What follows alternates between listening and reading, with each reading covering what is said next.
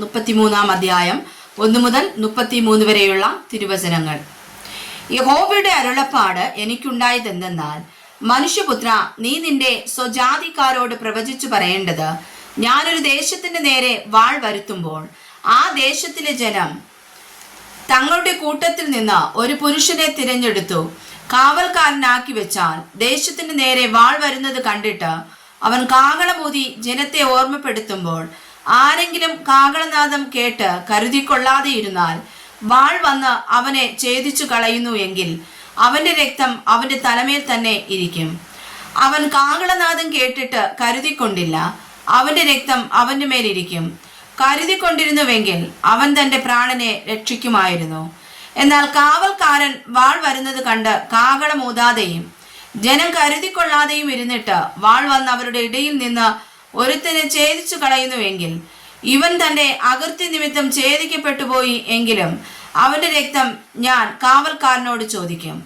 അതുപോലെ മനുഷ്യപുത്ര, ഞാൻ നിന്നെ ഇസ്രായേൽ ഗൃഹത്തിന് കാവൽക്കാരനാക്കി വെച്ചിരിക്കുന്നു.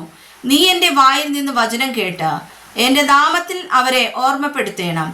ഞാൻ ദുഷ്ടനോട്, ദുഷ്ടാ, നീ മരിക്കുമെന്ന് കൽപ്പിക്കുമ്പോൾ ദുഷ്ടൻ തൻ്റെ വഴി വിട്ടുതിരിവാൻ കരുതിക്കൊള്ളാത്തക്കവണ്ണം നീ അവനെ പ്രബോധിപ്പിക്കാതെ ഇരുന്നാൽ ദുഷ്ടൻ തൻ്റെ അകൃത്യ നിമിത്തം മരിക്കും. അവന്റെ രക്തമോ ഞാൻ നിന്നോട് ചോദിക്കും. എന്നാൽ ദുഷ്ടൻ തൻ്റെ വഴി വിട്ടുതിരിയേണ്ടതിന് നീ അവനെ ഓർമ്മപ്പെടുത്തിയിട്ടും അവൻ തൻ്റെ വഴി വിട്ട് തിരിയാഞ്ഞാൽ അവൻ തൻ്റെ അകൃത്യ നിമിത്തം മരിക്കും. നീയോ നിന്റെ പ്രാണനെ രക്ഷിച്ചിരിക്കുന്നു. അതുകൊണ്ട് മനുഷ്യപുത്ര, നീ ഇസ്രായേൽ ഗൃഹത്തോട് പറയേണ്ടത്, ഞങ്ങളുടെ അതിക്രമങ്ങളും പാപങ്ങളും ഞങ്ങളുടെ മേൽ ഇരിക്കുന്നു, അവയാൽ ഞങ്ങൾ ക്ഷയിച്ചു പോകുന്നു. ഞങ്ങൾ എങ്ങനെ ജീവിച്ചിരിക്കുമെന്ന് നിങ്ങൾ പറയുന്നു. എന്നാണ് ദുഷ്ടന്റെ മരണത്തിലല്ല, ദുഷ്ടൻ തന്റെ വഴിവിട്ട് തിരിഞ്ഞു ജീവിക്കുന്നതിൽ അത്രേ എനിക്കിഷ്ടമുള്ളതെന്ന് യഹോവയായ കർത്താവിന്റെ അരുളപ്പാട്. നിങ്ങളുടെ ദുർമാർഗങ്ങളെ വിട്ടുതിരുവിൻ, തിരുവിൻ ഇസ്രായേൽ ഗൃഹമേ, നിങ്ങൾ എന്തിനു മരിക്കുന്നുവെന്ന് അവരോട് പറക. മനുഷ്യപുത്ര, നീ നിന്റെ സ്വജാതിക്കാരോട് പറയേണ്ടത്, നീതിമാൻ അതിക്രമം ചെയ്യുന്ന നാളിൽ അവന്റെ നീതി അവനെ രക്ഷിക്കുകയില്ല. ദുഷ്ടൻ തന്റെ ദുഷ്ടത വിട്ടുതിരിയുന്ന നാളിൽ തന്റെ ദുഷ്ടതയാൽ ഇടറി വീഴുകയില്ല. നീതിമാൻ പാപം ചെയ്യുന്ന നാളിൽ അവന് തന്റെ നീതിയാൽ ജീവിപ്പാൻ കഴിയുകയുമില്ല. നീതിമാൻ ജീവിക്കുമെന്ന് ഞാൻ അവനോട് പറയുമ്പോൾ അവൻ തന്റെ നീതിയിൽ ആശ്രയിച്ച് അകൃത്യം പ്രവർത്തിക്കുന്നു എങ്കിൽ അവൻ നീതി പ്രവർത്തികൾ ഒന്നും അവന് കണക്കിടുകയില്ല. അവൻ ചെയ്ത നീതികേട് നിമിത്തം അവൻ മരിക്കും. എന്നാൽ ഞാൻ ദുഷ്ടനോട് നീ മരിക്കുമെന്ന് പറയുമ്പോൾ അവൻ തന്റെ പാപം വിട്ടുതിരിഞ്ഞ് നീതിയും ന്യായവും പ്രവർത്തിക്കുകയും പണയം തിരികെ കൊടുക്കുകയും അപകരിച്ചത് മടക്കി കൊടുക്കുകയും നീതികേട് ഒന്നും ചെയ്യാതെ ജീവന്റെ ചട്ടങ്ങളെ അനുസരിക്കുകയും ചെയ്താൽ അവൻ മരിക്കാതെ ജീവിക്കും. അവൻ ചെയ്ത പാപമൊന്നും അവന് കണക്കിടുകയില്ല. അവൻ നീതിയും ന്യായവും പ്രവർത്തിച്ചിരിക്കുന്നു, അവൻ ജീവിക്കും. എന്നാൽ നിന്റെ സ്വജാതിക്കാർ കർത്താവിന്റെ വഴി ചൊവ്വുള്ളതല്ല എന്ന് പറയുന്നു. അവരുടെ വഴി അത്രേ ചൊവ്വില്ലാതെ ഇരിക്കുന്നത്. നീതിമാൻ തന്റെ നീതി വിട്ടുതിരിഞ്ഞ് നീതികേട് പ്രവർത്തിക്കുന്നു എങ്കിൽ അവൻ അതിനാൽ തന്നെ മരിക്കും. എന്നാൽ ദുഷ്ടൻ തന്റെ ദുഷ്ടത വിട്ടുതിരിഞ്ഞ് നീതിയും ന്യായവും പ്രവർത്തിക്കുന്നു എങ്കിൽ അവൻ അതിനാൽ ജീവിക്കും. എന്നിട്ടും കർത്താവിന്റെ വഴി ചൊവ്വുള്ളതല്ല എന്ന് നിങ്ങൾ പറയുന്നു. ഇസ്രായേൽ ഗൃഹമേ, ഞാൻ നിങ്ങളിൽ ഓരോരുത്തരെയും അവനവന്റെ നടപ്പിന് തക്കവണ്ണം ന്യായം വിധിക്കും. ഞങ്ങളുടെ പ്രവാസത്തിന്റെ 12-ാം ആണ്ട് 10-ാം മാസം 5-ാം തീയതി യെരൂശലേമിൽ നിന്ന് ചാടിപ്പോയ ഒരുത്തൻ എൻ്റെ അടുക്കൽ വന്നു. നഗരം പിടിക്കപ്പെട്ടുപോയി എന്ന് പറഞ്ഞു. ചാടിപ്പോയവൻ വരുന്നതിന്റെ തലേന്നാൾ വൈകുന്നേരം യഹോവയുടെ കൈ എൻ്റെ മേൽ വന്നു. രാവിലെ അവൻ എൻ്റെ അടുക്കൽ വരുമ്പോഴത്തേക്ക് യഹോവ എൻ്റെ വായ് തുറന്നിരുന്നു.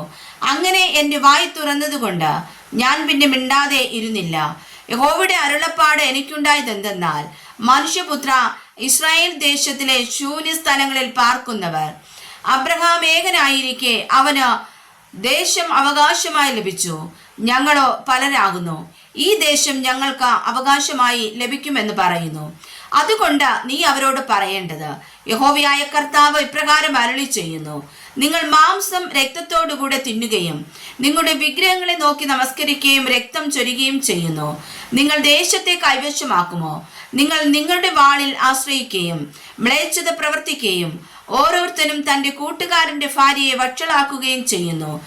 നിങ്ങൾ ദേശത്തെ കൈവശമാക്കുമോ? നീ അവരോട് പറയേണ്ടത്, യഹോവയായ കർത്താവ് ഇപ്രകാരം അരുളി ചെയ്യുന്നു, എന്നാണ് ശൂന്യ സ്ഥലങ്ങളിൽ പാർക്കുന്നവർ വാൾ കൊണ്ട് വീഴും. വെളിപ്രദേശത്തുള്ളവരെ ഞാൻ മൃഗങ്ങൾക്കിരയായി കൊടുക്കും. ദുർഘങ്ങളിലും ഗുഹകളിലും ഉള്ളവരോ മഹാമാരി കൊണ്ട് മരിക്കും. ഞാൻ ദേശത്തെ പാഴും ശൂന്യവുമാക്കും. അതിന്റെ ബലത്തിന്റെ പ്രതാപം നിന്നുപോകും. ഇസ്രായേൽ പർവ്വതങ്ങൾ ആരും വഴി പോകാതെ വണ്ണം ശൂന്യമായി തീരും. അവർ ചെയ്ത സകല മ്ലേച്ഛതകൾ നിമിത്തം ഞാൻ ദേശത്തെ പാഴും ശൂന്യവുമാക്കുമ്പോൾ ഞാൻ യഹോവയെന്ന് അവർ അറിയും. മനുഷ്യപുത്ര, നിന്റെ സ്വജാതിക്കാർ മതിലുകൾക്കരികത്തും വീട്ടുവാതിൽക്കലും വെച്ച് നിന്നെക്കുറിച്ച് സംഭാഷിച്ചു. യഹോവയെങ്കിൽ നിന്നുണ്ടായ അരുളപ്പാട് എന്തെന്ന് വന്നു കേൾപ്പിനെന്ന് തമ്മിലും ഓരോരുത്തൻ താന്റെ സഹോദരനോടും പറയുന്നു. സംഘം കൂടി വരുന്നത് പോലെ അവർ നിന്റെ അടുക്കൽ വന്ന് എന്റെ ജനമായിട്ട് നിന്റെ മുമ്പിൽ ഇരുന്ന് നിന്റെ വചനങ്ങളെ കേൾക്കുന്നു. എന്നാൽ അവർ അവയെ ചെയ്യുന്നില്ല. വായ്കൊണ്ട് അവർ വളരെ സ്നേഹം കാണിക്കുന്നു, ഹൃദയമോ ദുരാഗ്രഹത്തെ പിന്തുടരുന്നു. നീ അവർക്ക് മധുരസ്വരവും വാദ്യ നൈപുണ്യവുമുള്ള ഒരുത്തന്റെ പ്രേമ ഗീതം പോലെ ഇരിക്കുന്നു. അവർ നിന്റെ വചനങ്ങളെ കേൾക്കുന്നു, ചെയ്യുന്നില്ല താനും. എന്നാൽ അത് സംഭവിക്കുമ്പോൾ ഇതാ അത് വരുന്നു, അവർ തങ്ങളുടെ ഇടയിൽ ഒരു പ്രവാചകൻ ഉണ്ടായിരുന്നു എന്ന് അറിയും. വായിച്ചതായ തിരുവചനങ്ങളാൽ കർത്താവ് നമ്മെ ഏവരെയും സമർത്ഥമായി അനുഗ്രഹിക്കുമാറാകട്ടെ. ആമേൻ.